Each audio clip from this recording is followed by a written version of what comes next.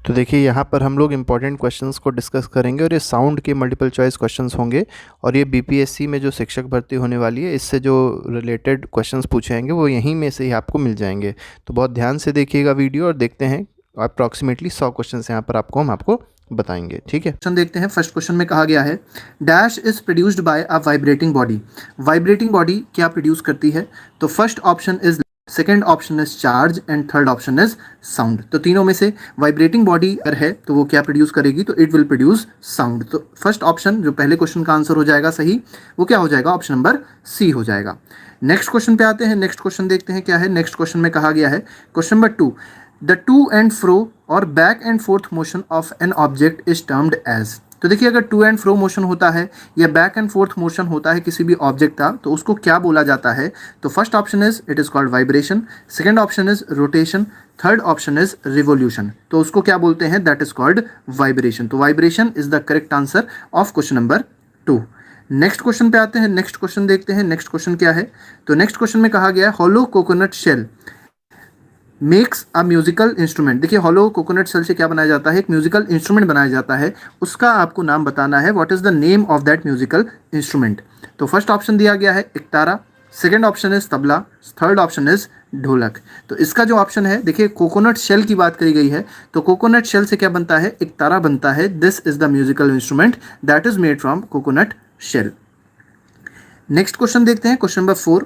Question 4 बहुत अच्छा question है। Identify the musical instrument. देखिए, एक पर्सन है, एक बच्चा है जो एक म्यूजिकल इंस्ट्रूमेंट बजा रहा है। आपको बताना है इस म्यूजिकल इंस्ट्रूमेंट का नाम क्या है। तो इसको क्या कहते हैं? देखिए, इसमें ग्लासेस हैं, कई सारे ग्लासेस लिए गए हैं और ग्लासेस में अलग अलग लेवल तक पानी भरा गया है। किसी में देखिए पानी बहुत ज़्यादा है, किसी में पानी उससे कम है और किसी में पानी सबसे कम है।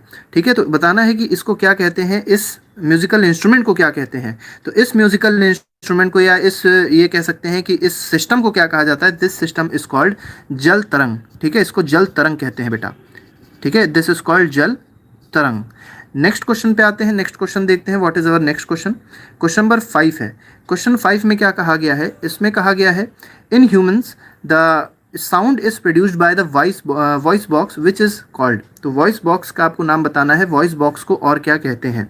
तो फर्स्ट ऑप्शन में दिया गया है लैरिंग्स कहते हैं, सेकेंड ऑप्शन में दिया गया है it is called pharynx, third option में दिया गया है it is called ear drum. तो बिल्कुल इसको क्या कहते हैं? It is called लैरिंग्स। तो आपको याद रखना है कि वॉइस बॉक्स जो होती है वो क्या होती है? लैरिंग्स होती है। ठीक है, इसका ऑप्शन नंबर ए सही हो जाएगा। नेक्स्ट क्वेश्चन, क्वेश्चन नंबर 6 देखते हैं। क्वेश्चन नंबर 6 में क्या बोला गया है? इसमें कहा गया है dash is at the upper end of wind pipe. Wind pipe के अपर एंड में क्या होता है, ये आपको क्वेश्चन में बताना है। तो फर्स्ट ऑप्शन दिया गया है वॉइस बॉक्स होता है, सेकंड ऑप्शन इज पिना होता है and third option is stirrup. तो देखिए, पिना और स्टिरअप जो है वो यहाँ पे नहीं यूज होंगे। इसमें जो ऑप्शन आएगा वो क्या आएगा? वॉइस बॉक्स आएगा। तो voice box is at the upper end of wind pipe. Next question देखते हैं। Question number 7। क्वेश्चन नंबर 7 में बोला गया है sound needs a dash for propagation. तो देखिए, साउंड को ट्रेवल करने के लिए एक चीज़ की जरूरत पड़ती है। बताना है आपको किस चीज़ की जरूरत पड़ती है। ठीक है, first option is temperature, second option is pressure and third option is medium. ठीक है, तो आपको ये पता होना चाहिए कि साउंड कभी भी बिना मीडियम के ट्रेवल नहीं कर सकता। ठीक है, तो साउंड को एक क्या चाहिए होता है? एक मीडियम चाहिए होता है प्रोपोगेट करने के लिए, ट्रेवल करने के लिए। तो इसका सही आंसर हो जाएगा C option, that is medium. Next question देखते हैं। क्वेश्चन नंबर 8 देखते हैं। The sound can not travel through. तो साउंड किस में ट्रेवल नहीं कर सकता, क्वेश्चन में पूछा गया है। तो फर्स्ट ऑप्शन में दिया गया है सॉलिड, सेकेंड ऑप्शन में दिया गया है liquid and third option is vacuum. तो आपको याद रखना है कि सॉलिड में जो साउंड की स्पीड होती है वो सबसे ज़्यादा तेज़ होती है, सबसे तेज़ी से ट्रेवल करता है साउंड सॉलिड में। तो sound can travel in solid, it can travel in liquid, whereas sound can not travel in vacuum, क्योंकि वैक्यूम में कोई मीडियम नहीं होगा। और अभी पिछले क्वेश्चन में हमने आपको बताया था कि साउंड को एक मीडियम चाहिए होता है ट्रेवल करने के लिए, प्रोपोगेट करने के लिए। तो इसका आंसर क्या हो जाएगा? वैक्यूम हो जाएगा। नेक्स्ट क्वेश्चन, क्वेश्चन नंबर 9 है। इसमें कहा गया है the shape of the dash part of year is like a funnel. तो फनल की तरह शेप होता है। ईयर के किस पार्ट का शेप फनल टाइप का होता है, आपको बताना है। तो first option is inner ear, second option is middle ear and third option is outer ear. ठीक है, तो आप लोग अगर देखिएगा तो जो हमारा बाहर का कान होता है वो कुछ इस तरीके से दिखाई पड़ता है, और वही जो हमारा आउटर ईयर है वो किस तरीके का होता है, एक इसको पिना बोलते हैं। ठीक है, और पिना जो है वो किस शेप का होता है, तो ये फनल शेप का होता है। तो उसका आंसर हो जाएगा आउटर ईयर। ठीक है, तो 9th का ऑप्शन नंबर सी है। नेक्स्ट क्वेश्चन पे आते हैं। नेक्स्ट क्वेश्चन देखते हैं, क्वेश्चन नंबर 10 है। क्वेश्चन नंबर 10 में क्या बोला गया है, इसमें कहा गया है व्हेन साउंड एंटर्स ईयर। तो देखिए साउंड जैसे ही एंटर करती है अपने कान में तो क्या होता है, it travels down a canal, एक कैनाल में ट्रेवल करती है। At the end of which, और उस कैनाल के एंड में क्या होता है, एक थिन मेम्ब्रेन होती है, इज स्ट्रेच्ड टाइटली, और वो मेम्ब्रेन टाइटली स्ट्रेच्ड होती है। आपको बताना है उस मेम्ब्रेन का नाम क्या है, what is that membrane called. ठीक है, तो मेम्ब्रेन जो होती है उसका नाम क्या होता है, that membrane is called ear drum. ठीक है, तो इसका आंसर क्या हो जाएगा, ईयर ड्रम हो जाएगा। और इसको हिंदी में पर्दा भी कहते हैं। आप लोग ने अक्सर सुना होगा कि कई लोगों का अगर मान लीजिए बहुत तेजी से आवाज़ सुनाई पड़ रही है, कोई बहुत लाउड म्यूजिक आया, जिससे क्या होता है कभी कभी ईयर ड्रम फट जाता है, पर्दा फट जाता है, तो that is called ear drum. Next question, question number 11 देखते हैं। इसमें कहा गया the dash is like a stretched rubber sheet. हमारे ईयर में एक बहुत इंपॉर्टेंट चीज़ है which is like a stretched rubber sheet. तो रबर की तरह होती है, स्ट्रेच्ड हुई होती है। ठीक है, तो वो क्या होता है, वो भी ईयर ड्रम होता है। ठीक है, तो इसका आंसर भी क्या हो जाएगा, ईयर ड्रम हो जाएगा। पिना क्या होता है, तो हमारा आउटर जो ईयर है जो हम लोग को दिखता है बाहर से, दैट इज कॉल्ड पिना। ठीक है, और उसका शेप कैसा होता है, कोनिकल शेप होता है, या ये कह सकते हैं फनल की तरह शेप होता है, जिससे ज़्यादातर जो आवाज़ है वो अंदर आ सके। नेक्स्ट क्वेश्चन देखते हैं, क्वेश्चन नंबर 12। क्वेश्चन 12 में क्या कहा गया है, क्वेश्चन 12 में कहा गया है sound vibrations make the dash vibrate. तो साउंड वाइब्रेशन से कौन सी ऐसी चीज़ है जो वाइब्रेट होती है, तो फर्स्ट ऑप्शन में दिया गया है लैरिंग्स वाइब्रेट होता है, सेकंड ऑप्शन में दिया गया है पिना वाइब्रेट होते हैं, थर्ड ऑप्शन में दिया गया है ईयर ड्रम वाइब्रेट होते हैं। तो देखिए होता क्या है, वाइब्रेशन से ही साउंड प्रोड्यूस होती है, ये आपको याद रखना है। लेकिन अगर मान लीजिए कोई एक्सटर्नल साउंड है, कोई बाहर से साउंड आई और हम लोग को सुनाई क्यों पड़ रही है, क्योंकि वाइब्रेशंस हमारे कान में जा रहे हैं, और जब हमारे कान में जाते हैं तो हमारे ईयर्स में एक बहुत इंपॉर्टेंट कंपोनेंट होता है जिसको कहते हैं ईयर ड्रम। ईयर ड्रम मतलब पर्दा भी हमने आपको बताया, यही ईयर ड्रम क्या करता है, वाइब्रेट करता है, और इसके वाइब्रेशन से ही हम लोग को साउंड क्या होता है, सुनाई पड़ता है। तो इसका आंसर क्या हो जाएगा, option number C, that is ear drum. Question number 13 पे आते हैं। क्वेश्चन नंबर 13 देखते हैं क्या है। क्वेश्चन 13 में कहा गया है the ear drum sends vibration to the dash ear. तो आपको बताना है कि ईयर ड्रम जो वाइब्रेशन सेंड करता है वो किसको भेजता है। ठीक है, from there the signal goes to the brain. फिर सिग्नल कहाँ पहुँचता है, ब्रेन में पहुँचता है उससे। तो देखिए जो ईयर ड्रम है वो सिग्नल किसको भेजेगा, तो सबसे पहले समझिए आउटर ईयर क्या होता है जो हम लोग को दिखाई पड़ता है। इसके बाद आप देखेंगे तो आपको कैनाल दिखाई पड़ेगा, ऑडिटरी कैनाल जिसको बोलते हैं। ठीक है, और उसके बाद आप देखते हैं तो यहाँ पे आता है ईयर ड्रम, और उसके बाद आती है अंदर कॉक्लिया टाइप की चीज़ आती है, और वो आता है इनर ईयर में। ठीक है, तो ये हो गया आउटर ईयर, बीच वाला पोर्शन हो गया मिडिल ईयर, और अंदर वाली जो पोर्शन है that is called inner ear. ठीक है, तो इसका आंसर क्या हो जाएगा, इनर ईयर हो जाएगा इसका करेक्ट आंसर क्वेश्चन नंबर 13 का। ठीक है, ईयर बेटा टफ नहीं है, ईयर की हम एक वीडियो बना देंगे, उससे आप लोग समझ लीजिएगा। ठीक है, नेक्स्ट क्वेश्चन पे आते हैं। नेक्स्ट क्वेश्चन देखते हैं क्या है। नेक्स्ट क्वेश्चन में कहा गया है वाइब्रेटिंग ऑब्जेक्ट्स प्रोड्यूसेस साउंड।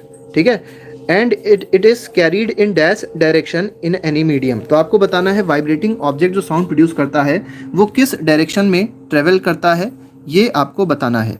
ठीक है, तो यहाँ पे देखिए फर्स्ट ऑप्शन दिया गया है 2 डायरेक्शंस में ट्रेवल करता है, सेकंड ऑप्शन दिया गया है it travels in 1 direction, and third option is given that it travels in all the directions. तो आपको याद रखना है कि साउंड एक ऐसी प्रॉपर्टी है, एक ऐसी फिजिकल क्वांटिटी है that travels in all the directions. तो इसका आंसर क्या हो जाएगा, ऑप्शन नंबर सी हो जाएगा। बेटा नेक्स्ट क्वेश्चन पे आते हैं, क्वेश्चन नंबर 15 देखते हैं। क्वेश्चन नंबर 15 देखिए, ये एनसीईआरटी का ही एक डायग्राम है, और इसमें पूछा क्या गया है, इसमें पूछा गया है identify the part of human ear. कौन सा पार्ट, देखिए ये पार्ट दिया गया है, आपको बताना है इस पार्ट का नाम क्या है, what is the name of this part of human ear. तो इस पार्ट का नाम क्या है, इस पार्ट का नाम है, इसको हम लोग क्या बोलेंगे, इसको बोलेंगे हम लोग ear drum. This is called ear drum. ठीक है, दिस इज ईयर ड्रम। यहाँ पे आप देख सकते हैं ये जो एक कैनाल टाइप का दिखाई पड़ रहा है, this is called auditory canal और ईयर कैनाल। ठीक है, इसके बाद यहाँ पे आप देखिए ये जो आपको दिखाई पड़ रहा है portion, this is called cochlea. ठीक है, यहाँ पे आप लोग देख सकते हैं कुछ व्हाइट कलर की आपको बोन्स दिखाई पड़ रही हैं। यहाँ पे आपको 3 बोन्स मिलेंगी, एक मैलिकस मिलेगी, इनकस मिलेगी और स्टेप्स मिलेगी। स्टेप्स को स्टिरअप भी कहते हैं, और ये हमारे ह्यूमन बॉडी की सबसे छोटी बोन होती है। ठीक है, तो ये भी आप लोग को याद रखना होगा, स्टेप्स, और इसको कभी कभी क्या बोल दिया जाता है, स्टिरअप बोल दिया जाता है, ठीक है। और जो बाकी दोनों हैं इनको हैमर भी बोल सकते हैं और एनविल भी बोल सकते हैं। तो सबके दो दो नाम हैं, ये दोनों नाम आप लोग को याद रखने होंगे, हैमर, एनविल और स्टिरअप। और इसको एक और चीज़ क्या बोल सकते हैं, मेल्कस, इनकस और स्टेप्स। तो ये दो तरीके के नाम होते हैं जो आपको याद रखने हैं, ठीक है। नेक्स्ट क्वेश्चन पे आते हैं, क्वेश्चन नंबर 16 देखते हैं। क्वेश्चन नंबर 16 में क्या कहा गया है, क्वेश्चन 16 में कहा गया द नंबर ऑफ ऑसिलेशंस पर second is called the dash of oscillation. ठीक है, आपको बताना है कि जो नंबर ऑफ ऑसिलेशंस होते हैं एक सेकेंड में, कोई भी अगर बॉडी है अगर ऑसिलेशन कर रही है, ठीक है, आपको बताना है तो उसको कहेंगे क्या, ठीक है। तो नंबर ऑफ ऑसिलेशंस पर सेकेंड, ये किसकी डेफिनेशन है, this is the definition of frequency. तो आपको याद रखना है this is the definition of frequency, ठीक है। तो ये फ्रीक्वेंसी हो जाएगी। और फ्रीक्वेंसी की यूनिट क्या होती है, फ्रीक्वेंसी को मेजर किया जाता है हर्ट्ज में। HERTZ इसका फुल फॉर्म होता है हर्ट्ज का, HERTZ। उसको कैसे लिखते हैं, HZ में लिखते हैं। टाइम पीरियड बेटा क्या होता है, एक ऑसिलेशन को कंप्लीट होने में, एक ऑसिलेशन को कंप्लीट होने में जितना टाइम लगेगा, एक ऑसिलेशन क्या होता है, जैसे मान लीजिए ये ऑसिलेशन है तो this is called one oscillation. इस ऑसिलेशन को कंप्लीट होने में जितना टाइम लगा that is called time period, ठीक है। और अगर वेवलेंथ की बात करी जाए, वेवलेंथ क्या होता है, तो जो लेंथ होती है एक वेव की, ठीक है, एक साइकिल की जो लेंथ है ये लेंथ, इसको हम लोग बोलेंगे वेवलेंथ। वेवलेंथ की यूनिट क्या हो जाएगी, मीटर हो जाएगी। टाइम पीरियड की यूनिट क्या हो जाएगी, सेकंड हो जाएगी। नेक्स्ट क्वेश्चन पे आते हैं, क्वेश्चन नंबर 17 देखते हैं। क्वेश्चन नंबर 17 देखिए, बहुत सिंपल सा क्वेश्चन है, भी मैंने आपको बताया भी था इसके बारे में। देखिए, frequency is expressed in, frequency की मेनली हमसे यूनिट पूछी गई है, what is the unit of frequency. तो first option is given hertz, second option is given as seconds and third option is given as metre. तो इसका answer क्या हो जाएगा, hertz will be the correct answer of question number 17। Next question देखते हैं, question number 18 है। Question number 18 में बोला गया है, ये थोड़ा सा न्यूमेरिकल बेस्ड क्वेश्चन है, बहुत इंपॉर्टेंट क्वेश्चन होते हैं ऐसे। If an object oscillates 20 times in 1 second. अब समझिएगा, बहुत इंपॉर्टेंट क्वेश्चन है कि 20 टाइम्स ऑसिलेशन हो रहा है कितने सेकंड में, 1 सेकंड में। क्वेश्चन में क्या पूछा गया, क्वेश्चन पूछा गया what is it's frequency, frequency कितनी होगी। देखिए, फ्रीक्वेंसी का मतलब क्या होता है, अगर आपको डेफिनेशन समझ में आ गई फ्रीक्वेंसी की तो आपको न्यूमेरिकल बहुत आसानी से समझ में आ जाएगा। फ्रीक्वेंसी का मतलब क्या होता है, नंबर ऑफ ऑसिलेशंस, ठीक है। तो number of oscillations in 1 second, तो जितने भी ऑसिलेशन 1 सेकेंड में होते हैं that is called its frequency. अब देखिए, क्वेश्चन में दिया गया है कि 1 सेकंड में कितने ऑसिलेशन हो रहे हैं, 1 सेकंड में 20 ऑसिलेशंस हो रहे हैं। इसका मतलब 20 hertz is the frequency of question number 18। तो क्वेश्चन नंबर 18 का जो सही जवाब होगा वो ऑप्शन नंबर बी होगा। नेक्स्ट क्वेश्चन नंबर 19 देखते हैं। इसमें कहा गया है loudness of sound is proportional to square dash of the vibration producing the sound. तो आपको लाउडनेस के बारे में पूछा गया है कि लाउडनेस जो है वो किसके डायरेक्टली प्रोपोर्शनल होती है, इसके बारे में आपसे पूछा गया, और डायरेक्टली प्रोपोर्शनल उसके स्क्वायर के होती है। तो लाउडनेस याद रखिएगा, लाउडनेस एक इंपॉर्टेंट प्रॉपर्टी है साउंड की, जो किसके प्रोपोर्शनल होती है, तो एम्पलीट्यूड के स्क्वायर के डायरेक्टली प्रोपोर्शनल होती है। तो इसका आंसर क्या हो जाएगा, एम्पलीट्यूड हो जाएगा। और अगर मान लीजिए पिच बोला जाए, पिच अगर पूछा जाए पिच किस पे डिपेंड करती है, तो आप कहेंगे pitch is directly proportional to frequency. Directly proportional का मतलब क्या होता है, डायरेक्टली प्रोपोर्शनल का मतलब होता है कि अगर एम्पलीट्यूड बढ़ेगा तो लाउडनेस बढ़ेगी, सिमिलरली अगर फ्रीक्वेंसी बढ़ेगी तो पिच भी इंक्रीज होगी साउंड की, ठीक है। तो क्वेश्चन नंबर 19 का जो आंसर आ जाएगा वो क्या आ जाएगा, ऑप्शन नंबर ए आ जाएगा। नेक्स्ट क्वेश्चन, क्वेश्चन नंबर 20 देखते हैं। क्वेश्चन नंबर 20 में क्या कहा गया है, क्वेश्चन 20 में बोला गया है the loudness is expressed in a unit called. अब लाउडनेस की आपको यूनिट बतानी है, what is the SI unit of loudness. अब देखिए, लाउडनेस की जो एसआई यूनिट है वो आपको क्या याद रखनी है, डेसिबल। और डेसिबल को रिप्रेजेंट कैसे किया जाता है, स्मॉल डी रहता है और कैपिटल बी रहता है, this is called decibel. Next question पे आते हैं। नेक्स्ट क्वेश्चन, क्वेश्चन नंबर 21 देखते हैं। Above dash decibel the noise becomes physically painful. आपको बताना है साउंड की क्या वैल्यू हो जाए, मतलब साउंड का जो एम्पलीट्यूड है वो क्या हो जाए, या ये समझ सकते हैं लाउडनेस क्या हो जाए, जिससे जो नॉइस है, जो भी साउंड आ रही है वो कैसी हो जाए, पेनफुल हो जाए। तो इसका जो आंसर है, अगर आप एनसीईआरटी देखते हैं, एनसीईआरटी को अगर आपने ध्यान से पढ़ा होगा तो वहाँ पे देखिए एक बहुत अच्छा स्टेटमेंट दिया हुआ है, और यही पूरा स्टेटमेंट वहाँ पे दिया गया है, that above 80 decibel the noise becomes physically painful. तो इसका आंसर क्या हो जाएगा, option number C, that is 80 decibel. Next question, question number 22 देखते हैं। इसमें कहा गया when the amplitude of vibration is large. देखिए, एम्पलीट्यूड क्या है, एम्पलीट्यूड ज़्यादा है, एम्पलीट्यूड बड़ा है, the sound produced is loud, sound कैसी प्रोड्यूस होगी, लाउड प्रोड्यूस होगी। यहाँ से भी आपको एक क्वेश्चन मिल सकता है, आपसे क्वेश्चन पूछा जा सकता है कि अगर मान लीजिए साउंड का एम्पलीट्यूड ज़्यादा है तो जो साउंड होगी वो कैसी होगी, तो आप आंसर देंगे लाउड होगी। लेकिन क्वेश्चन क्या पूछा गया है, क्वेश्चन कह रहा है when the amplitude is small, जब एम्पलीट्यूड स्मॉल होगा तब साउंड कैसी होगी, ये आपसे पूछी गई है। तो साउंड क्या सॉफ्ट होगी, साउंड क्या फीबल होगी, और साउंड क्या हार्ड होगी। तो इसका आंसर क्या है, साउंड विल बी फीबल। तो feeble will be the correct answer of question number 22। Soft नहीं होगी बेटा, सॉफ्ट दूसरी चीज होती है, यहाँ पे जो आंसर आएगा that will be feeble. Next question, question number 23 देखते हैं। इसमें कहा गया है the dash determines the shrillness और पिच ऑफ अ साउंड। तो श्रिलनेस की बात करी जाए या पिच की बात करी जाए, तो ये कौन सी प्रॉपर्टी डिटरमाइन करती है साउंड की, तो ये डिटरमाइन करता है या तो एम्पलीट्यूड या तो फ्रीक्वेंसी या तो टाइम पीरियड। तो क्या डिटरमाइन करता है पिच को, तो pitch is determined bye frequency of the sound. अगर फ्रीक्वेंसी ज़्यादा है तो हम लोग क्या बोलेंगे कि साउंड की पिच भी क्या होगी, ज़्यादा होगी। और अगर फ्रीक्वेंसी कम है तो हम लोग क्या बोलते हैं, साउंड की पिच भी क्या है, कम है। अगर पिच ज़्यादा है तो हम लोग ऐसे साउंड को क्या बोलते हैं, श्रिल बोलते हैं, श्रिल साउंड होगी वो। और अगर पिच कम है तो उसको सॉफ्ट बोल सकते हैं। ठीक है, नेक्स्ट क्वेश्चन आते हैं, नेक्स्ट क्वेश्चन को देखते हैं। नेक्स्ट क्वेश्चन में क्या कहा गया है, क्वेश्चन नंबर 24 है। ठीक है, तो ये क्वेश्चन नंबर 24 है, गलती से 23 आ गया। चलिए आगे बढ़ते हैं। If the dash of vibration is higher we say that the sound is shrill and has a higher pitch. तो क्या किस चीज़ की बात हो रही है यहाँ पे, क्या चीज़ ज़्यादा होगी तो उसको बोलेंगे श्रिल।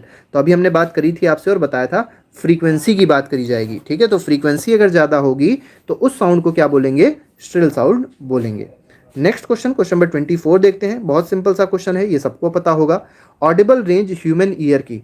ठीक है, तो हम लोग की ऑडिबल रेंज क्या है, तो हम लोग याद रखिएगा 20,000 हर्ट्ज के अबव फ्रीक्वेंसी को सुन नहीं सकते। इस फ्रीक्वेंसी को क्या कहा जाता है, this is called ultrasonic waves. ठीक है, तो अल्ट्रासोनिक फ्रीक्वेंसी, अल्ट्रासोनिक वेव्स कहेंगे ऐसी वेव्स को जिनकी फ्रीक्वेंसी 20,000 हर्ट्ज से ऊपर होती है। और जिनकी फ्रीक्वेंसी 20 हर्ट्ज से कम होगी उसको भी हम लोग नहीं सुन पाएंगे। और इसको क्या कहते हैं, इसको कहते हैं इंफ्रासोनिक वेव्स। ठीक है, तो ऐसी वेव्स जिनकी फ्रीक्वेंसी 20 हर्ट्ज से कम है उनको बोलेंगे इंफ्रासोनिक वेव्स। लेकिन हम लोग सुन क्या पाते हैं, तो हम लोग को जो सुनाई पड़ती है, जो ऑडिबल रेंज होती है ह्यूमन ईयर की, that is between 20 hertz to 20,000 hertz. ठीक है, तो इसका आंसर हो जाएगा option number C. Next question देखते हैं, क्वेश्चन नंबर 25 देखते हैं। क्वेश्चन नंबर 25 में क्या कहा गया है, तो इसमें कहा गया है the sound of frequencies less than 20 hertz. तो 20 हर्ट्ज से अगर मान लीजिए किसी की फ्रीक्वेंसी कम है, ठीक है, तो आपको बताना है वो कैसी वेव है। अभी मैंने आपको बताया था 20 हर्ट्ज से अगर कम फ्रीक्वेंसी है तो वो कैसी वेव हो जाएगी, तो वो हो जाएगी इंफ्रासोनिक वेव। तो 20 हर्ट्ज से कम मतलब इंफ्रासोनिक वेव। अगर 20,000 हर्ट्ज से ऊपर है या 20 किलो हर्ट्ज बोला जाए, अगर 20 किलो हर्ट्ज से अगर ऊपर है तो उसको बोलेंगे अल्ट्रासोनिक वेव्स। और ऑडिबल रेंज क्या होती है, तो ये 20 हर्ट्ज से लेके 20,000 हर्ट्ज के बीच में होती है। तो ये इसका करेक्ट आंसर हो जाएगा क्वेश्चन नंबर 25 का, that is option number A. Next question देखते हैं। नेक्स्ट क्वेश्चन में क्या कहा गया है, उससे पहले थोड़ी सी बातें कर लेते हैं, बहुत इंपॉर्टेंट। तो देखिए यहाँ पे कुछ एनिमल्स की बात करी गई है। एक मिनट बेटा, क्वेश्चन नंबर 24 में बच्चे को प्रॉब्लम हो रही है ऑडिबल रेंज की बात। बेटा ऑडिबल रेंज क्या होती है, हम फिर से बता देते हैं ऑडिबल रेंज के बारे में। तो ऑडिबल रेंज होती है बिटवीन 20 हर्ट्ज टू 20,000 हर्ट्ज। मतलब जो पर्सन है वो 20,000 हर्ट्ज के ऊपर भी नहीं सुन पा रहा है और जो पर्सन होता है वो 20 हर्ट्ज के नीचे भी नहीं सुन पाता।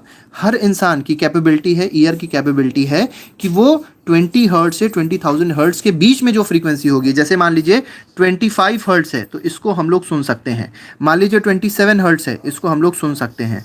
तो ये हो जाएगी हमारी Audible range of human ear. तो इस तरीके से हम लोग समझ सकते हैं कि ह्यूमन ईयर की ऑडिबल रेंज क्या होती है, तो हो जाएगा ऑप्शन नंबर सी।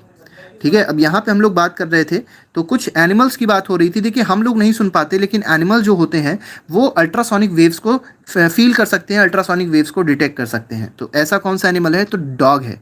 तो डॉग की अगर बात करी जाए तो वो 20,000 हर्ट्ज से ऊपर की चीज़ों को फील कर सकता है, सुन सकता है।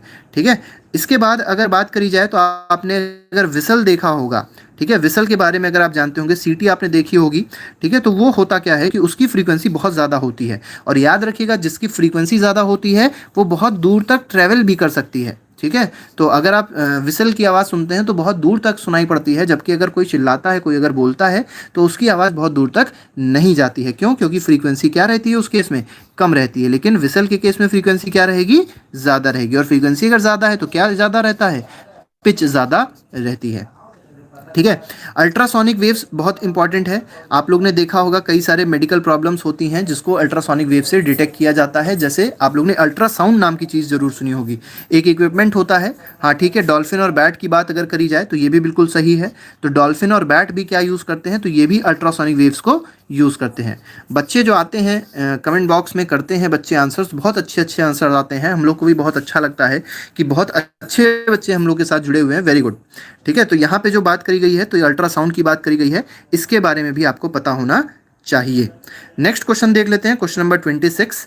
इसमें क्या कहा गया है, क्वेश्चन नंबर 26 में कहा गया है अनप्लीजेंट साउंड्स आर कॉल्ड। तो अनप्लीजेंट साउंड्स को क्या कहते हैं, तो फर्स्ट ऑप्शन में कहा गया है it is called shrill sound, second option is it is called feeble, and third option is it is called noise. तो आपको बहुत सिंपल सी चीज़ है, बहुत सिंपल सी क्वेश्चन है, इसमें क्या आपको याद रखना है कि कोई भी अनप्लीजेंट साउंड है उसको क्या कहते हैं, नॉइस कहते हैं। कोई भी ऐसा साउंड है जो अगर आपको सुनने में खराब लग रहा है तो उसको क्या बोला जाएगा, नॉइस बोला जाएगा। ठीक है, नेक्स्ट क्वेश्चन, उससे पहले देख लीजिए कुछ पॉल्यूशन के बारे में बताया गया है। ठीक है, तो यहाँ पे आप लोग देख सकते हैं, यहाँ पे आप लोग देख सकते हैं कि अगर एयर पॉल्यूशन की बात करें जाए तो एयर पॉल्यूशन क्या होता है, तो अनवांटेड गैसेस और पार्टिकल्स अगर एयर में आ जाते हैं तो ऐसे एक पॉल्यूशन क्रिएट होता है, उस पॉल्यूशन को क्या बोलते हैं, एयर पॉल्यूशन कहते हैं। इसी तरीके से अनवांटेड आ जाए एनवायरनमेंट में तो उसको क्या बोलेंगे, नॉइस पॉल्यूशन या साउंड पॉल्यूशन बोलेंगे। इसी तरीके से आप लोग अगर ऐसे समझना चाहते हैं तो ऐसे समझिए, देखिए बहुत इंपॉर्टेंट चीज़ कही गई है, अगर बहुत लाउड साउंड है और अगर बहुत लाउड साउंड को कंटिन्यूअसली कोई सुन रहा है, ठीक है, तो उसको टेम्परेरी हियरिंग इम्पेयरमेंट हो सकती है, मतलब उसके जो कान है वो कहीं ना कहीं डैमेज हो सकते हैं, खराब हो सकते हैं। ठीक है, नेक्स्ट क्वेश्चन पे आते हैं, नेक्स्ट क्वेश्चन देखते हैं। ठीक है बेटा, WHO ने मेंशन किया है 75 डेसिबल, लेकिन हम लोग सिर्फ उनकी उस चीज़ की बात करेंगे। ठीक है, हाँ बेटा, नॉइस इतना हार्मफुल है, हम लोग सिर्फ उस चीज़ की बात करते हैं जो NCERT कहता है। तो NCERT अगर आप चेक करेंगे तो NCERT कहता है 80 डेसिबल, इसलिए हमने आपको 80 डेसिबल बताया था। जो भी हमारे लिए फिजिकली टफ है, जो भी मतलब फिजिकली हमको हार्म कर सकती है noise, that is above 80 decibel. ठीक है, एक बच्चा बता रहा है कि उसने WHO मेंशन 75 डेसिबल, बिल्कुल सही है, लेकिन हम लोग NCERT बेस्ड चीज़ों को पढ़ेंगे। ठीक है, तो अगला क्वेश्चन देख लेते हैं बेटा। अगले क्वेश्चन में क्या मतलब, यहाँ पे पहले थोड़ा सा देख लेते हैं। एक बहुत इंपॉर्टेंट क्वेश्चन यहाँ पे आता है कि how can the noise pollution be controlled in an residential area. आपके एरिया में भी जहाँ पे लोग रेजिडेंट्स होता है, रेजिडेंशियल एरिया मतलब जहाँ पे लोग रहते हैं, उस एरिया में क्या होता है, कैसे नॉइस पोल्यूशन को कंट्रोल किया जाए। तो नॉइस पोल्यूशन को कंट्रोल करने के बहुत सारे तरीके होते हैं। ठीक है, तो नॉइस ऑपरेशन, जो भी नॉइजी ऑपरेशंस होते हैं, जैसे बड़ी बड़ी फैक्ट्रीज होती हैं, तो उनको कभी भी रेजिडेंशियल एरियाज में सेटअप नहीं होने देना चाहिए। हालांकि सरकार इसके लिए बहुत सारे नियम लगाती है। ठीक है, जो भी इंडस्ट्रीज होती हैं उसकी बात करी गई है। ऑटोमोबाइल हॉर्न्स जो बात करी जा रही है, देखिए कई सारे लोग होते हैं जो बहुत खतरनाक टाइप के ऑटोमोबाइल के हॉर्न्स लगाते हैं, तो वो सब चीज़ें नहीं यूज़ करनी चाहिए। थोड़ा सा RTO जो होते हैं, ठीक है, जो ट्रांसपोर्ट ऑफिस होता है, उसको भी ये सब चीज़ों को देखना चाहिए। ठीक है, इसके साथ ही साथ एक बहुत इंपॉर्टेंट चीज़ है ट्रीज़ अगर प्लांटेड होगी आसपास, अगर रोड्स के आसपास या साइड्स पे अगर ट्रीज़ प्लांटेड है तो वो क्या कर देती है, जो साउंड्स होते हैं उनको कट कर देती है, उनको एब्जॉर्ब कर लेती है। तो इससे भी नॉइस पोल्यूशन कहीं ना कहीं रिड्यूस हो सकता है। ठीक है, तो ये कुछ रीजंस हैं। अब आते हैं कुछ NCERT क्वेश्चंस पे, ये बच्चों ने जरूर देखे होंगे। तो चलिए पहला क्वेश्चन देखते हैं। फर्स्ट क्वेश्चन में क्या कहा गया है, तो इसमें कहा गया है चूज द करेक्ट आंसर। आपको बताना है इसमें से करेक्ट आंसर क्या है। तो अब जो दिया गया है, साउंड कैन ट्रेवल थ्रू, तो साउंड किस में ट्रेवल कर सकती है, क्वेश्चन में ये पूछा गया है। तो A option is gases only, B option is solids only, C option is liquids, and D option is solid, liquid and gases. तो बिल्कुल सही है, फर्स्ट का जो आंसर है that is option number D, means solid, liquid and gases. ठीक है, next question देख लेते हैं। नेक्स्ट क्वेश्चन में क्या बोला गया है, नेक्स्ट क्वेश्चन में बोला गया है which of the following voices is likely to have minimum frequency. सबसे कम फ्रीक्वेंसी किसकी होगी, आपको ये बताना है। तो याद रखिएगा, जो लड़कियां होती हैं, जो गर्ल्स होती हैं, उनकी अगर आप वॉइस देखेंगे तो बहुत पतली होती है, और वॉइस जितनी पतली होती है फ्रीक्वेंसी उसकी उतनी ही ज़्यादा होगी, मतलब नंबर ऑफ ऑसिलेशंस पर सेकेंड उतने ही ज़्यादा वो कंप्लीट करेंगे। ये बात आप लोग को याद रखनी है। तो अगर आप यहाँ देखेंगे तो इस केस में क्योंकि पूछा है मिनिमम फ्रीक्वेंसी किसकी होगी, तो मिनिमम फ्रीक्वेंसी गर्ल की नहीं हो सकती है। मिनिमम फ्रीक्वेंसी किसकी होगी, मिनिमम फ्रीक्वेंसी हो जाएगी एक इंसान, एक आदमी की, मतलब मैन की मिनिमम फ्रीक्वेंसी होगी। तो इसका आंसर क्या हो जाएगा, ऑप्शन नंबर C हो जाएगा। ठीक है, इसका ऑप्शन नंबर C हो जाएगा। नेक्स्ट क्वेश्चन देखते हैं, क्वेश्चन नंबर 3। इसमें ट्रू फॉल्स कहा गया है। तो देखिए ट्रू फॉल्स में क्या है, सबसे पहला जो क्वेश्चन है उसमें कहा गया sound can travel in a vacuum, तो बिल्कुल सही है। हमने अभी पढ़ा भी था कि साउंड को ट्रेवल करने के लिए एक मीडियम की जरूरत पड़ती है, तो साउंड वैक्यूम में ट्रेवल नहीं कर सकता है। ठीक है, नेक्स्ट क्वेश्चन देखते हैं। नेक्स्ट क्वेश्चन में क्या कहा गया है, द नंबर ऑफ ऑसिलेशंस पर second in a vibrating object is called its time period. तो नंबर ऑफ ऑसिलेशंस पर सेकेंड अभी हमने आपको डेफिनेशन बताई थी, तो उसी को टाइम पीरियड। देखिए, नंबर ऑफ ऑसिलेशंस पर सेकेंड, ये टाइम पीरियड बेटा नहीं होता, ये होती है फ्रीक्वेंसी। ठीक है, ये होती है फ्रीक्वेंसी, तो ये गलत हो जाएगा, इसका आंसर हो जाएगा फॉल्स। टाइम पीरियड अगर पूछा जाए व्हाट इज टाइम पीरियड, तो टाइम पीरियड क्या होता है कि एक ऑसिलेशन को कंप्लीट करने में जितना टाइम लगता है, the time taken to complete one oscillation is called time period. तो एक एक चीज को आपको समझना भी है, ये नहीं कि सिर्फ आपने ट्रू और फॉल्स याद कर लिया, उससे काम नहीं चलेगा। आलोक कटियार कह रहे हैं कि नाम ले लीजिए। ठीक है, तो नाम बेटा ले लिया। ठीक है, और कुछ चाहिए तो बताओ बेटा, वो भी कर दें। ठीक है, नाम लेने से, हाँ बेटा, हर एक चैप्टर के हम एमसीक्यूज बना देंगे, उसकी कोई चिंता ना करें। ठीक है, और नाम सिर्फ इसलिए हम नहीं ले पाते आप लोग का यहाँ पे, क्योंकि नाम लेने से होता क्या है कि कहीं ना कहीं वीडियो थोड़ा सा लंबा हो जाता है और इंटरेस्ट जो होता है बच्चों का वो थोड़ा सा कम हो जाता है, इसलिए I am sorry, I can not take your name during the video session. ठीक है, तो उसके लिए हमको माफ़ करिएगा। तो आगे बढ़ते हैं बेटा, चैप्टर नंबर 9 का जो वीडियो है बहुत जल्दी आ जाएगा, इसके बाद हम चैप्टर 9 ही ट्राई करेंगे। और वैसे चैप्टर 9 जो रिप्रोडक्शन वाला चैप्टर है उसके वीडियो आ चुके हैं, उसको आप लोग देख सकते हैं।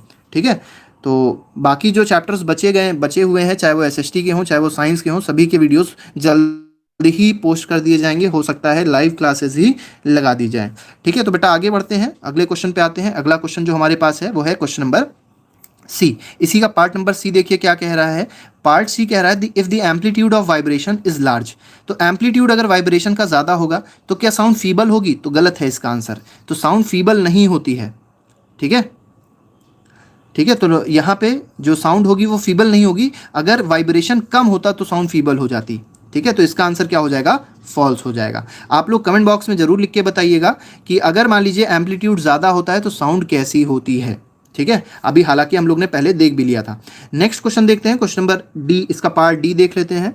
पार्ट डी में क्या कहा गया है, पार्ट डी में कहा गया है for human ear the audible range is between 20 hertz to 20,000 hertz. क्या ये पार्ट सही है, तो बिल्कुल सही है, अभी हम लोग ने देखा भी था। ठीक है, नेक्स्ट क्वेश्चन देखते हैं, पार्ट ई है, इसमें कहा गया है the lower the frequency of vibration higher is the pitch. ठीक है, तो अगर मान लीजिए फ्रीक्वेंसी लोअर है, ठीक है, अगर फ्रीक्वेंसी लोअर है तो क्या पिच ज़्यादा होगी, तो देखिए यहाँ पे बात करी गई है फ्रीक्वेंसी अगर ज़्यादा होती है तब पिच ज़्यादा होती है, तो इसका आंसर क्या हो जाएगा, फॉल्स हो जाएगा।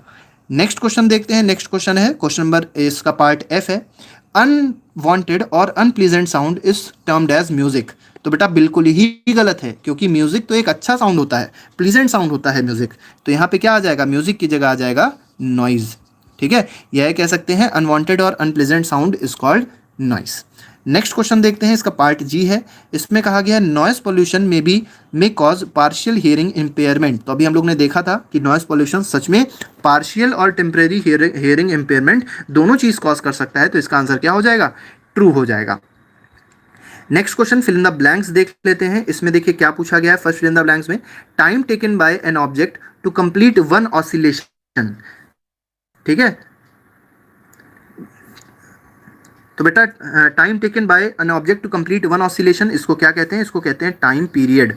ठीक है, इसको क्या बोला जाएगा, इसको टाइम पीरियड बोला जाएगा। Time period is the time taken by an object to complete one revolution या वन ऑसिलेशन। ठीक है, नेक्स्ट क्वेश्चन में क्या बोला गया है, loudness is determined by the dash of vibration. तो अभी हम लोग बात कर चुके थे, तो लाउडनेस की अगर बात करी जाए तो लाउडनेस कहाँ से डिटरमाइन किया जाता है, लाउडनेस कौन सी प्रॉपर्टी डिटरमाइन करती है, तो दैट इज एम्पलीट्यूड। ठीक है, तो एम्पलीट्यूड डिटरमाइंस लाउडनेस, तो ये भी बात आप लोग को समझ में आनी चाहिए। इसके बाद पार्ट सी देख लेते हैं, पार्ट सी में क्या बोला गया है, यूनिट ऑफ फ्रीक्वेंसी, फ्रीक्वेंसी की यूनिट बोली गई है, तो फ्रीक्वेंसी की यूनिट हम लोग कई बार देख चुके हैं, this is hertz, HERTZ hertz. ठीक है, और इसको रिप्रेजेंट कैसे करते हैं, HZ से रिप्रेजेंट करते हैं। ठीक है ना, अब हम लोग पार्ट डी देखते हैं, पार्ट डी में बोला गया है अनवांटेड साउंड क्या होता है, तो अभी हम लोग ने देखा था, दिस इज कॉल्ड नॉइस।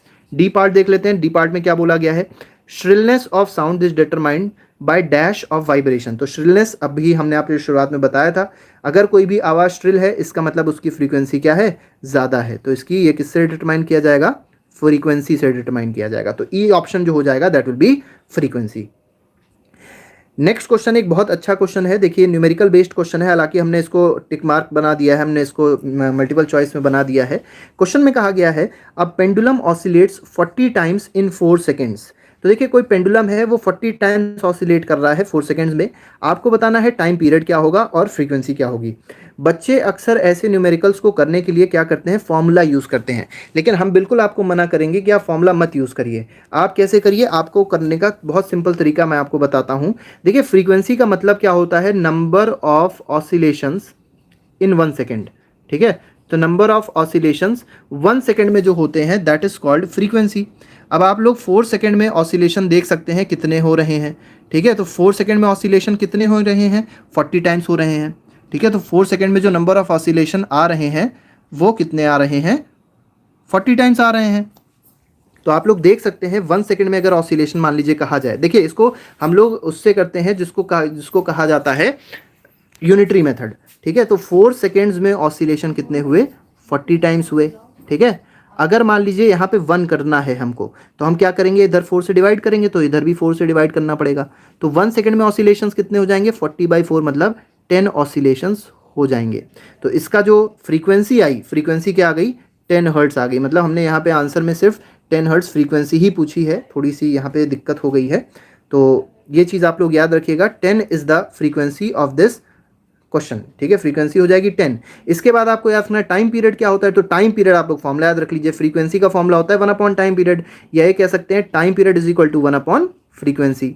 और फ्रीक्वेंसी कितनी आ गई थी, 10 आ गई थी, तो 1/10 करेंगे तो कितना आ जाएगा, 0.1 सेकेंड आ जाएगा, ठीक है। This is the answer of question number 5। तो आप लोग इसको समझ लीजिए, थोड़ा सा इंपॉर्टेंट है, ठीक है। हाँ बेटा, frequency is equal to 1 time period से हो जाएगा, लेकिन पहले उसमें आपको टाइम पीरियड निकालना पड़ेगा। आप यहाँ पे अगर सीधे सीधे 1/4 निकालोगे तो गलत हो जाएगा, क्योंकि जो टी होता है, जो कैपिटल टी होता है जिसको टाइम पीरियड कहते हैं, वो 1 रिवोल्यूशन का, 1 ऑसिलेशन का टाइम पीरियड होता है, लेकिन यहाँ पे 40 ऑसिलेशंस का टाइम पीरियड दिया हुआ है, ठीक है। तो ईजी क्या है, ईजी ये है कि पहले आप फ्रीक्वेंसी निकालिए, फ्रीक्वेंसी निकालने के बाद आप क्या कर लीजिए, आप सीधे सीधे टाइम पीरियड का फॉर्मूला लगा दीजिए, that time period is equal to 1/f। तो आसानी से हमारे पास क्वेश्चन हमारे पास आ जाएगा, ठीक है। तो ऐसे क्वेश्चंस बहुत अच्छे होते हैं, बहुत इंपॉर्टेंट होते हैं, तो इनको थोड़ा सा आपको समझना जरूरी है। नेक्स्ट क्वेश्चन, क्वेश्चन नंबर 6 देख लेते हैं। क्वेश्चन नंबर 6 में देखिए क्या बोला गया है। क्वेश्चन नंबर 6 में बोला गया है, identify the part which vibrates to produce sound in the following instrument. देखिए ये जो आपको 3 इंस्ट्रूमेंट दिए गए हैं, 3 म्यूजिकल इंस्ट्रूमेंट दिए गए हैं, इसमें बताना क्या है, आपको बताना है कि कौन सा ऐसा इंस्ट्रूमेंट है जिसमें वाइब्रेशंस होते हैं, ठीक है। क्या ढोलक में वाइब्रेशंस होते हैं, सितार में होते हैं, या फ्लूट में होता है। हालांकि वाइब्रेशन के बिना साउंड प्रोड्यूस नहीं हो सकता, लेकिन अगर आप देखेंगे तो मेम्ब्रेन किसका वाइब्रेट करता है, तो मेम्ब्रेन वाइब्रेट करता है ढोलक का, ठीक है। नेक्स्ट क्वेश्चन पे आते हैं। नेक्स्ट क्वेश्चन देखिए, एक और क्वेश्चन है न्यूमेरिकल बेस्ड, इसको भी देख लेते हैं हम लोग, बहुत अच्छा क्वेश्चन है। The sound from a mosquito is produced when it vibrates its wing at average rate of 500 vibrations per second. अब देखिए यहाँ पे क्या है, यहाँ बोला गया है 500 वाइब्रेशंस प्रोड्यूस हो रहे हैं, ठीक है। और कितने सेकेंड में प्रोड्यूस हो रहे हैं, 1 सेकेंड में प्रोड्यूस हो रहे हैं। आपको पता है जितने भी वाइब्रेशंस 1 सेकेंड में प्रोड्यूस होते हैं दैट इज कॉल्ड फ्रीक्वेंसी। तो 1 सेकेंड में कितने वाइब्रेशंस हो रहे हैं, 500 वाइब्रेशंस हो रहे हैं, तो 500 विल बी द फ्रीक्वेंसी। तो ये हो जाएगी हमारे पास फ्रीक्वेंसी। तो 500 क्या हो गई, 500 hertz is the frequency of this question. लेकिन क्वेश्चन में देखिए फ्रीक्वेंसी नहीं पूछी गई है, क्वेश्चन में पूछा क्या गया है, what is the time period. तो देखिए जब भी आपको क्वेश्चन में टाइम पीरियड भी अगर पूछा जाए तो पहले आप फ्रीक्वेंसी निकाल लीजिए। टाइम पीरियड का फॉर्मूला आप रख दीजिए, time period is equal to 1 frequency. Frequency क्या है, 500 है, तो 1/500, और 1/500 जब आप सॉल्व करेंगे तो इसका आंसर आपके पास आ जाएगा। ये आंसर आप लोग कमेंट बॉक्स में लिख के बताइएगा कि आपका क्या आ रहा है, और आंसर की जो यूनिट होगी दैट विल बी सेकेंड्स, ठीक है। नेक्स्ट क्वेश्चन पे आते हैं। नेक्स्ट क्वेश्चन एनसीईआरटी एग्जाम्पलर के क्वेश्चन हैं, और ये भी क्वेश्चन बहुत इंपॉर्टेंट होते हैं एग्जाम पॉइंट ऑफ व्यू से। तो पहला क्वेश्चन देखते हैं। फर्स्ट क्वेश्चन में क्या कहा गया है, इसमें कहा गया है a list of mediums is given below. Would दिया गया है, एयर, वाटर, वैक्यूम। आपसे पूछा गया है in which of these medium sound can travel. तो देखिए साउंड किस में ट्रेवल नहीं कर पाएगा, तो साउंड ट्रेवल नहीं कर पाएगा वैक्यूम में। तो किस में ट्रेवल कर लेगा, वुड में, एयर में और वाटर में। तो 1, 2 एंड 3 ऑल आर करेक्ट। तो इसका आंसर क्या हो जाएगा, ऑप्शन नंबर सी हो जाएगा, ठीक है। नेक्स्ट क्वेश्चन, क्वेश्चन नंबर 2 देख लेते हैं। क्वेश्चन नंबर 2 में क्या बोला गया है, loudness of sound depends on. तो अभी हम लोग बहुत सारे ऐसे क्वेश्चंस देखे थे कि लाउडनेस ऑफ साउंड किस पे डिपेंड करेगा, तो लाउडनेस ऑफ साउंड डिपेंड करता है किस पे, एम्पलीट्यूड पे, ठीक है। नेक्स्ट क्वेश्चन, क्वेश्चन नंबर 3 देख लेते हैं। क्वेश्चन नंबर 3 में बोला गया है which of the following statement are correct. आपको बताना है यहाँ पे जो भी स्टेटमेंट्स दिए गए हैं उसमें कौन सा स्टेटमेंट करेक्ट है। तो फर्स्ट ऑप्शन में क्या बोला गया है, sound is produced by vibrations. तो क्या साउंड वाइब्रेशन से प्रोड्यूस होती है? तो बिल्कुल सही है, साउंड वाइब्रेशन से प्रोड्यूस होती है।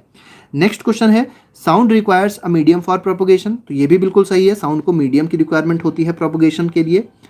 थर्ड पार्ट में बोला गया है light and sound both require a medium for propagation. तो बेटा लाइट को मीडियम की जरूरत नहीं भी होती है, लाइट बिना मीडियम के भी प्रोपोगेट कर लेता है, ये बात आपको याद रखनी है। तो सी ऑप्शन जो है इसका गलत है। और फोर्थ में क्या बोला गया है, sound travel slower then light, ये ऑप्शन सही है। अच्छा, इसी में मैं आपको बता देता हूं कि लाइट की स्पीड क्या होती है। लाइट की स्पीड होती है 3 × 10⁸ मीटर पर second, this is the speed of light.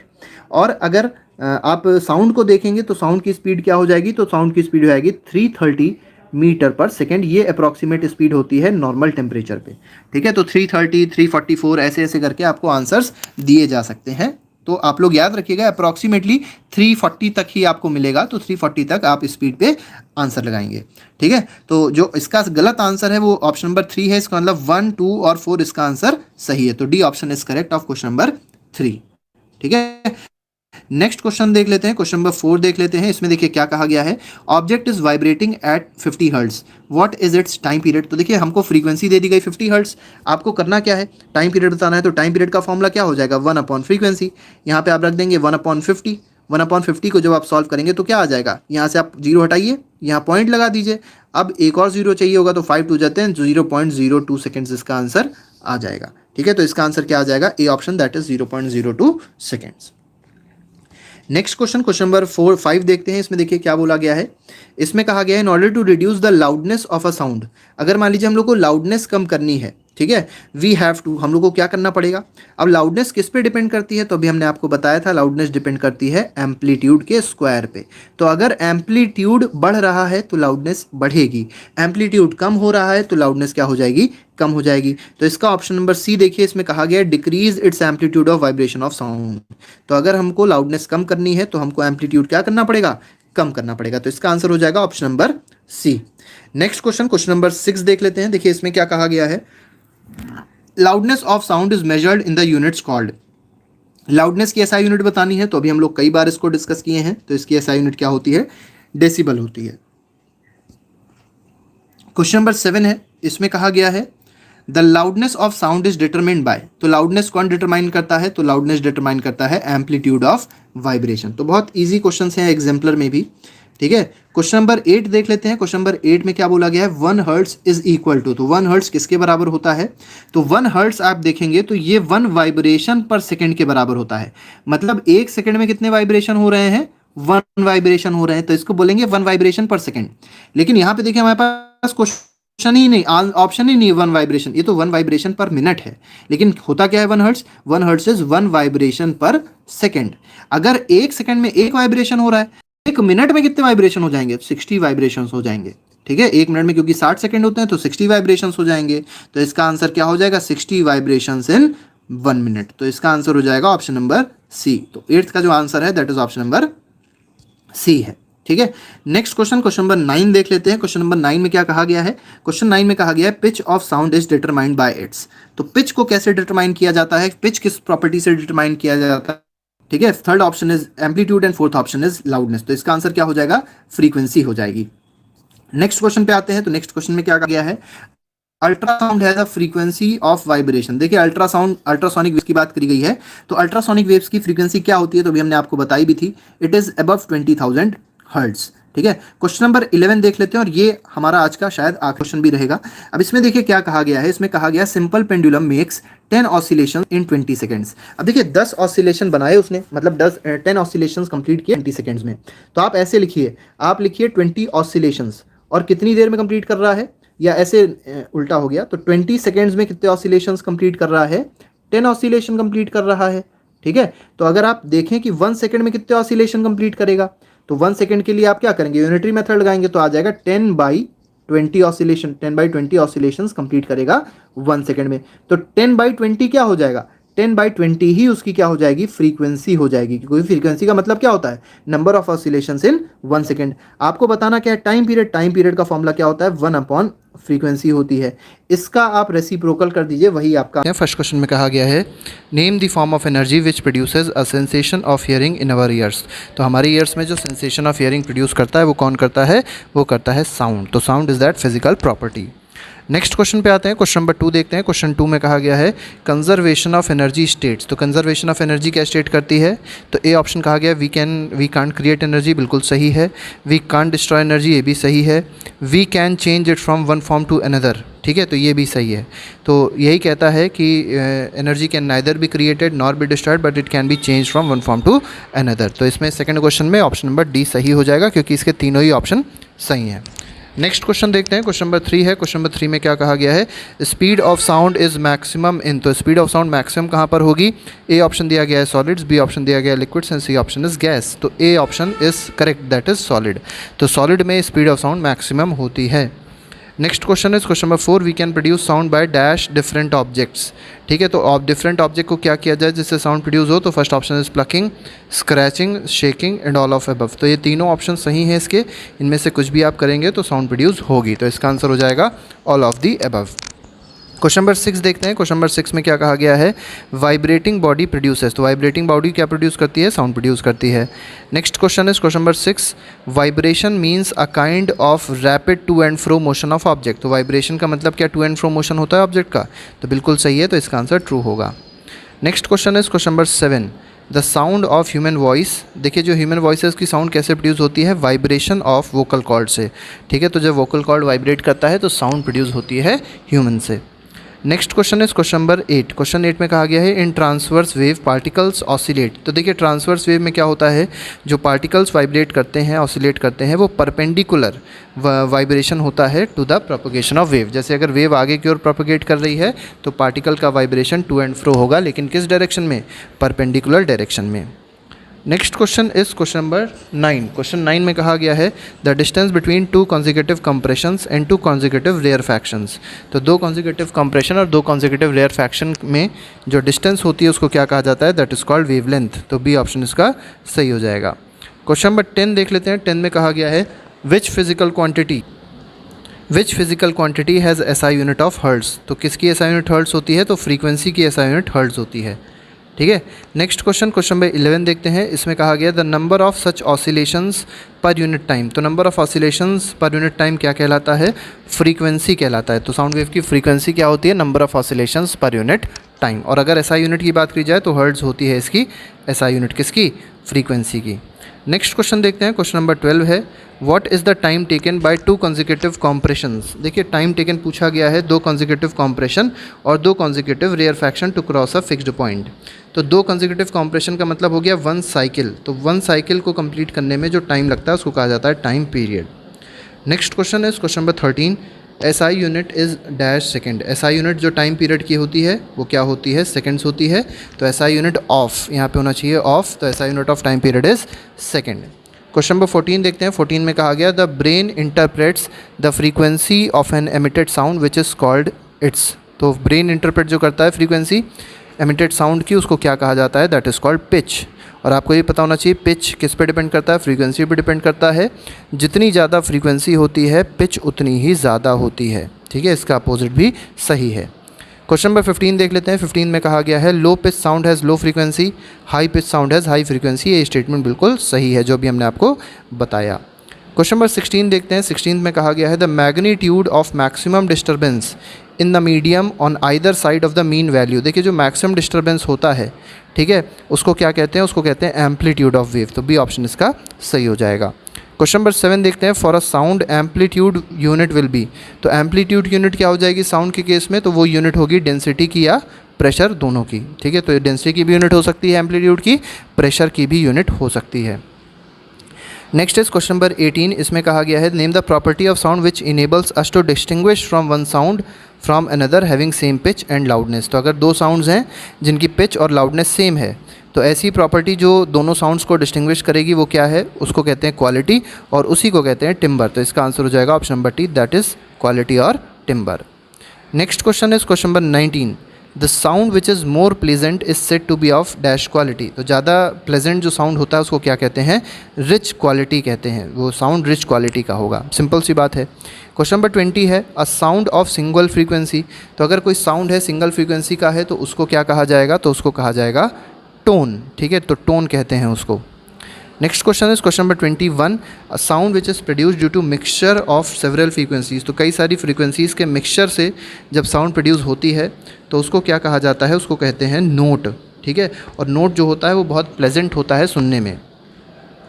Next question is question number 22 distance which a point on a wave such as compression और rarefaction travels per unit time. देखिए distance का travelling हो रही है per unit time, तो distance per unit time क्या कहलाता है, स्पीड। तो यहाँ पर हो जाएगा वेव स्पीड या speed. Next question is question number 23 the amount of sound energy passing each second through unit area is called dash of sound. तो साउंड एनर्जी मतलब एनर्जी कितनी पास हो रही है, यूनिट एरिया और पर सेकंड मतलब 80। तो एनर्जी अपॉन 80 किसका फॉर्मूला हो जाएगा, एनर्जी अपॉन 80 फॉर्मूला हो जाएगा इंटेंसिटी का। ठीक है, तो इंटेंसिटी याद रखिएगा। यूनिट अगर पूछी जाए तो यूनिट हो जाएगी जूल, इसकी होती है मीटर स्क्वायर और उसकी होती है सेकंड, तो जूल पर metre square second. Next is question number 24 देख लेते हैं। Sound can not travel in. तो साउंड कहाँ ट्रेवल नहीं कर सकता, वैक्यूम में ट्रेवल नहीं कर सकता। स्टील में साउंड की स्पीड सबसे ज़्यादा होती है। Next is question number 25 what measures the response of ear to sound. तो क्या रिस्पॉन्स मेजर करता है, रिस्पॉन्स जो ईयर का होता है साउंड को कौन मेजर करता है। 25th क्वेश्चन का जो आंसर है वो क्या है, वो है लाउडनेस। लाउडनेस मेजर करती है। क्वेश्चन नंबर 26 है in any medium as we increase the temperature the speed of sound. तो अगर आप टेम्परेचर बढ़ाएंगे तो स्पीड ऑफ साउंड भी क्या होती है, बढ़ जाती है। तो इसका आंसर हो जाएगा option number A.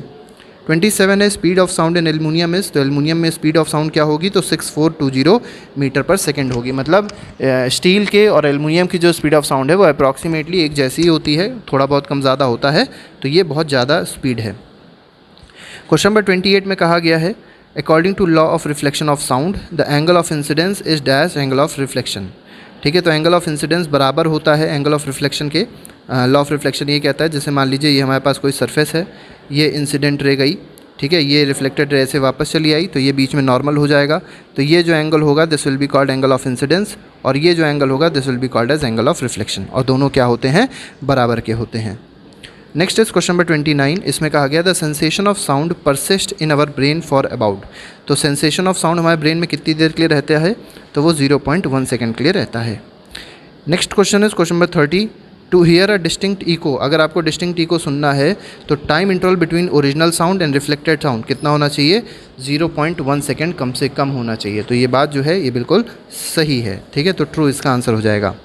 Next question is question number 31 for hearing distinct echoes. अगर आपको डिस्टिंक्ट इको सुनने हैं तो मिनिमम डिस्टेंस जो होना चाहिए ऑब्स्टेकल और सोर्स ऑफ साउंड के बीच में, मतलब जहाँ से साउंड प्रोड्यूस हो रहा है और जो ऑब्स्टेकल है जिससे साउंड लड़के वापस आएगा, उन दोनों के बीच में जो डिस्टेंस होनी चाहिए मिनिमम कितनी होनी चाहिए, 17.2 मीटर होनी चाहिए। 32 है, इसमें कहा गया the repeated reflection that results in persistence of sound.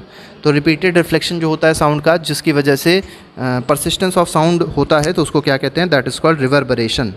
B option is correct. Question number 33 में कहा गया टू रिड्यूस रिवर्बरेशन। अब देखिए अगर रिवर्बरेशन को रिड्यूस करना होता है तो क्या करते हैं, roof and the walls of auditorium are generally covered with sound absorbent. तो जो ऑडिटोरियम होते हैं बड़े बड़े, उनकी जो वॉल्स होती हैं उसको कवर कर दिया जाता है, किससे, साउंड के एब्जॉर्बर से जोड़ दिया जाता है, मतलब कह सकते हैं कवर कर दिया जाता है। रफ प्लास्टर और ड्रिपरी से जोड़ दिया जाता है, ये कह सकते हैं इसको कवर कर दिया जाता है। तो ये ऑप्शन सही है। ठीक है, तो ए ऑप्शन विल बी, मतलब 33 का आंसर हो जाएगा ऑप्शन नंबर ए। 34 देखते हैं name the medical instrument used for listening to sound produced with in the body. तो बॉडी के अंदर साउंड अगर प्रोड्यूस हो रही है तो उसको सुनने के लिए जो इंस्ट्रूमेंट यूज़ होता है दैट इज़ कॉल्ड स्टेथोस्कोप। ठीक है, और ये मेनली हार्ट और लंग्स की साउंड को सुनने के लिए यूज़ होता है, आप लोग ने देखा होगा।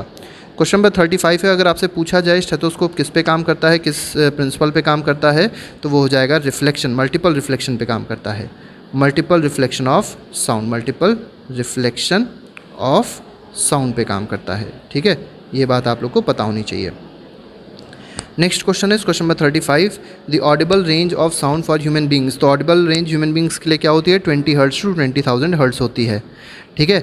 नेक्स्ट क्वेश्चन है question number 36, children under the age of 5 and some animals. तो जो चिल्ड्रन होते हैं जिनकी एज 5 से अंदर होती है और कुछ एनिमल्स कितनी फ्रीक्वेंसी को सुन सकते हैं, जैसे डॉग है वो भी, उसकी बात की जाए तो 25 किलो हर्ट्स तक फ्रीक्वेंसी को वो सुन सकते हैं।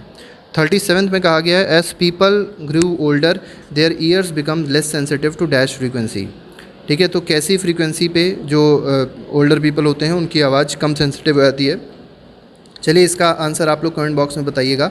37 क्वेश्चन का आंसर क्या है, आपको क्या लगता है कि जब इंसान बूढ़ा हो जाएगा, ठीक है, तो उनके जो ईयर्स होंगे वो लेस सेंसिटिव कैसी फ्रीक्वेंसीज़ में हो जाते हैं, लोअर फ्रीक्वेंसीज़ के लिए लेस सेंसिटिव आते हैं कि हायर फ्रीक्वेंसीज़ के लिए या इंफ्रासोनिक वेव्स के लिए।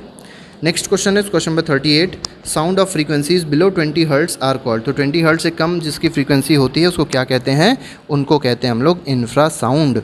ठीक है। और जिनकी फ्रीक्वेंसी 20,000 हर्ट्स से ज़्यादा होती है, 20 किलो हर्ट्स से ज़्यादा होती है, उसको कहते हैं अल्ट्रासाउंड या अल्ट्रासोनिक वेव्स।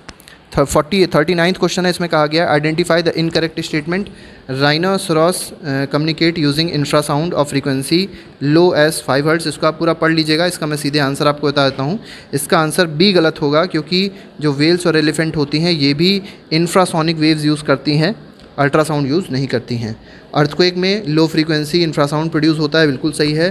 डॉल्फिन, बैट्स और पर्पोइजेस जो होते हैं अल्ट्रासाउंड यूज़ करते हैं। तो ए, सी और डी सही हो जाएगा, बी ऑप्शन गलत हो जाएगा।